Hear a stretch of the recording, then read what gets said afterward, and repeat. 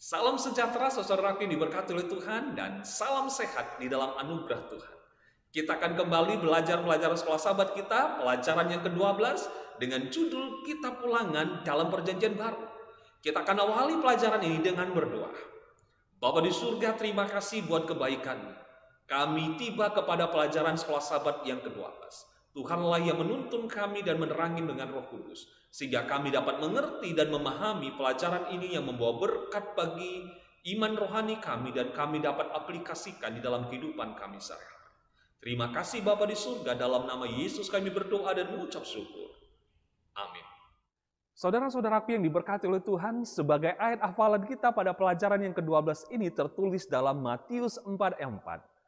Ada tertulis, manusia hidup bukan dari roti saja, tetapi dari setiap firman yang keluar dari mulut Allah.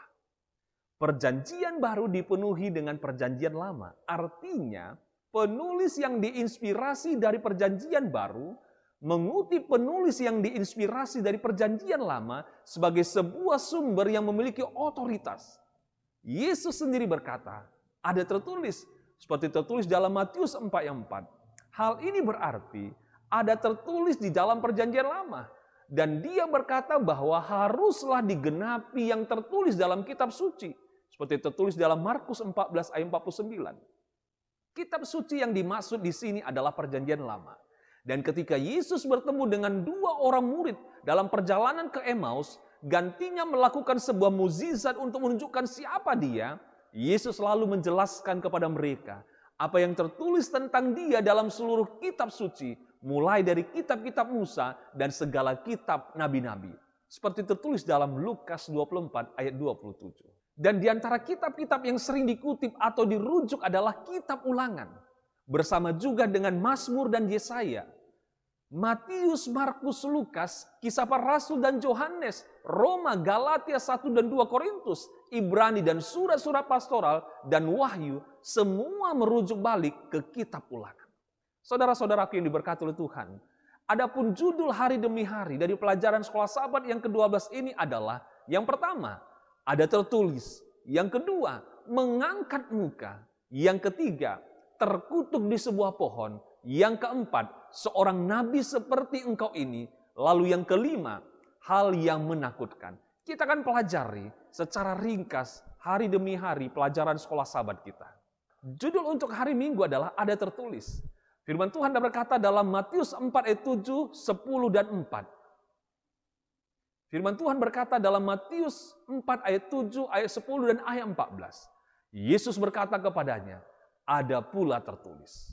Yesus tidak berargumen dengan setan, tidak juga dia berdebat dengannya. Dia mengutip secara sederhana kitab suci karena sebagai firman Allah, kitab suci itu hidup dan kuat, lebih tajam daripada pedang bermata dua manapun. Seperti tertulis dalam Ibrani 4 ayat 12. Dan di dalam setiap kasus, firman yang dikutipnya itu berasal dari kitab Ulangan. Saudara-saudaraku diberkati oleh Tuhan. Pada pencobaan yang pertama, seperti tertulis dalam Matius 4 ayat 3, Yesus merujuk kepada Ulangan 8 ayat 3, bagaimana Tuhan sudah menyediakan kebutuhan bagi orang Israel selama bertahun-tahun di padang gurun, termasuk memberikan manna, dan melalui itu Allah memberikan pelajaran rohani kepada mereka. Allah sudah memberikan kepada kita makanan badani dan juga makanan rohani. Untuk pencobaan yang kedua, seperti tertulis dalam Matius 4 ayat 5 dan 6, Yesus mengutip dari Ulangan 6 ayat 16, di mana dalam ayat ini Musa sedang menunjukkan kembali kepada umat Israel tentang peristiwa pemberontakan mereka di masa. Kita dapat melihatnya dalam Keluaran 17 ayat 1 sampai 7. Tuhan telah menunjukkan kepada mereka berulang-ulang kuasa dan kemauannya untuk memberikan persediaan yang diperlukan bagi mereka. Lalu pencobaan yang ketiga dalam Matius 4 ayat 8 sampai 9. Yesus menegur iblis dan sekali lagi merujuk kembali kepada firman Allah dalam Ulangan 6 ayat 13 yang berarti hanya dia dan dia yang harus disembah di dalam kehidupan kita. Saudara-saudaraku yang diberkati oleh Tuhan Yesus, kita masuk ke pelajaran hari Selasa dengan judul mengangkat muka. Roma 2 ayat 11 mengatakan, sebab Allah tidak memandang bulu. Dalam Ulangan 10 Tuhan menasihati umatnya agar tetap setia. Tetapi ada pesan lain yang Tuhan sampaikan, yaitu agar tidak memihak.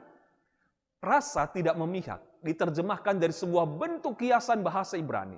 Secara literal artinya adalah mengangkat muka. Hal ini dipercaya berasal dari sebuah situasi yang berhubungan dengan hukum di mana seseorang hakim atau raja melihat wajah dari seseorang yang diadili. Dan berdasarkan dari status orang tersebut, apakah orang penting ataupun orang yang tidak penting, hakim atau raja akan memberikan keputusan.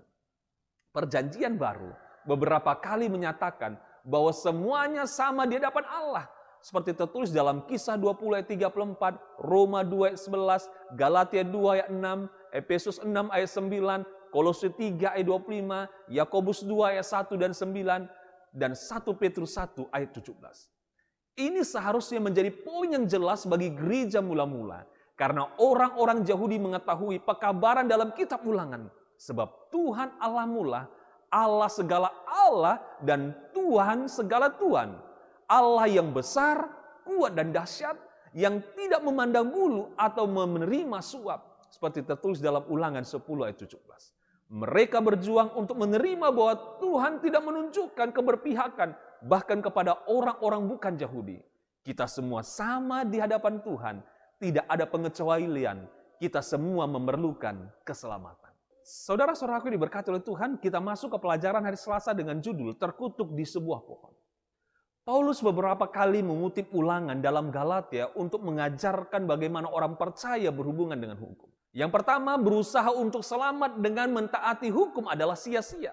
Ulangan 27 ayat 26 dikutip dalam Galatia 3:10 untuk menjelaskan bahwa satu-satunya cara untuk diselamatkan oleh hukum Taurat adalah dengan menggenapinya dengan sempurna. Itu adalah sesuatu yang hanya bisa dilakukan oleh Yesus. Ulangan 21. Yang kedua, pembebasan dari kutu hukum Taurat. Ulangan 21 ayat 23 dikutip dalam Galatia 3:13. Untuk menjelaskan bagaimana Yesus menanggung dosa-dosa kita di kayu salib. Menderita kutu hukum yang seharusnya diderita oleh orang-orang berdosa. Paulus menggunakan kutipan dari kitab Ulangan ini untuk menekankan kita tidak dapat diselamatkan dengan mentaati hukum, hanya dengan menerima pengorbanan Kristus kita dapat diselamatkan. Saudara-saudaraku ini berkati oleh Tuhan, sebagaimana Ellen G. White katakan, tidak seorang pun kecuali Kristus yang bisa menebus manusia yang sudah jatuh dari kutu hukum Taurat dan membawa manusia itu dalam hubungan selaras dengan surga. Kristus yang telah meletakkan dalam dirinya kesalahan dan rasa malu dari dosa-dosa yang sangat menentang Allah yang kudus, sehingga hal itu harus memisahkan Bapa dan Anak. Saudara-saudaraku ini berkati oleh Tuhan, kita tiba ke pelajaran hari Rabu dengan judul Seorang Nabi Seperti Engkau. Berulang-ulang Tuhan telah mengamarkan bangsa Israel melalui nabinya Musa supaya bangsa Israel jangan mengikuti praktik-praktik bangsa-bangsa di sekitar mereka. Sebaliknya, mereka harus menjadi saksi bagi bangsa-bangsa itu. Seperti tertulis dalam Ulangan 4:68.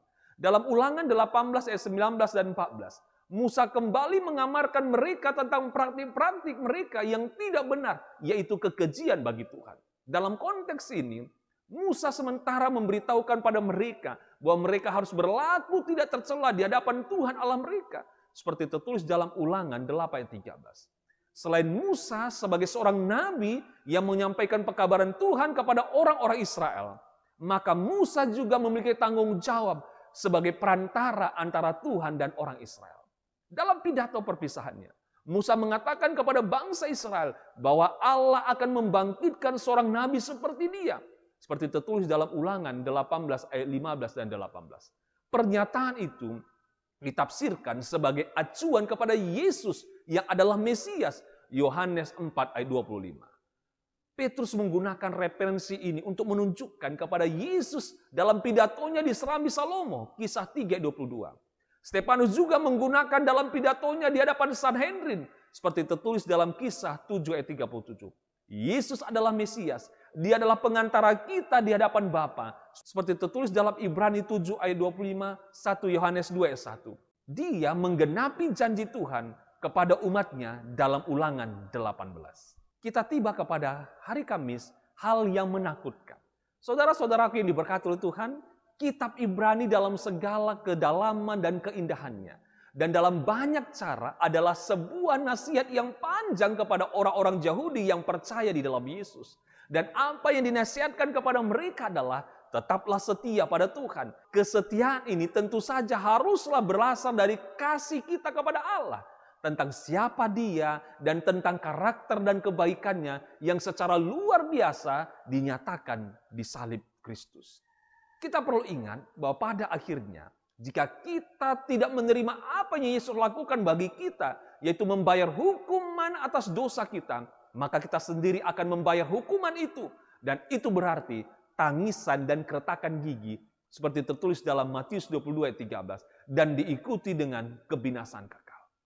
Paulus mengutip Ulangan 17 ayat 6 dalam suratnya kepada orang Ibrani untuk mengingatkan mereka tentang hukuman yang pantas bagi mereka yang melanggar hukum Musa. Dia menjelaskan bahwa mereka yang menolak darah Kristus pantas menerima hukuman yang lebih buruk. Seperti tertulis dalam Ibrani 10 ayat 28 sampai 29.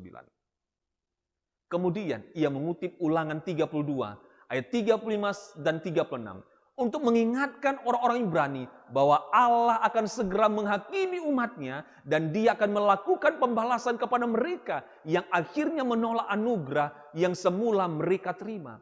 Seperti tertulis dalam Ibrani 10 ayat 30. Kesimpulan Paulus sangatlah berharga bagi kita hari ini. Seperti firman Tuhan katakan Ibrani 10 ayat 35. Sebab itu, janganlah kamu melepaskan kepercayaanmu, karena besarlah upah yang menantinya.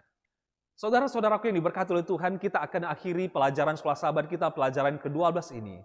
Tetapi mari kita dengarkan apa yang dituliskan oleh Ellen G. White. Alkitab menjelaskan dirinya sendiri. Kitab suci harus dibandingkan dengan kitab suci. Para murid harus belajar melihat kata secara keseluruhan dan melihat hubungan bagian-bagiannya. Saat kita mempelajari perjanjian lama, kita akan menemukan mata air kehidupan yang menggelegak di mana para pembaca yang ceroboh hanya melihat gurun. Perjanjian lama menyoroti yang baru. Dan yang baru atas yang lama. Masing-masing adalah wahyu dari kemuliaan Allah di dalam Kristus. Kristus sebagaimana dimanifestasikan kepada para bapa, sebagaimana dilambangkan dalam upacara pengorbanan, sebagaimana digambarkan dalam hukum, dan sebagaimana diungkapkan oleh para nabi adalah kekayaan perjanjian lama. Tertulis dalam Counsel to Parents, Teachers, and Students, halaman 462. Kiranya Tuhan Yesus akan memberkati kita sehingga kita bertumbuh di dalam iman dan percaya kita dari pelajaran sekolah sahabat, pelajaran yang ke-12. Mari kita akhiri pelajaran kita ini dengan berdoa.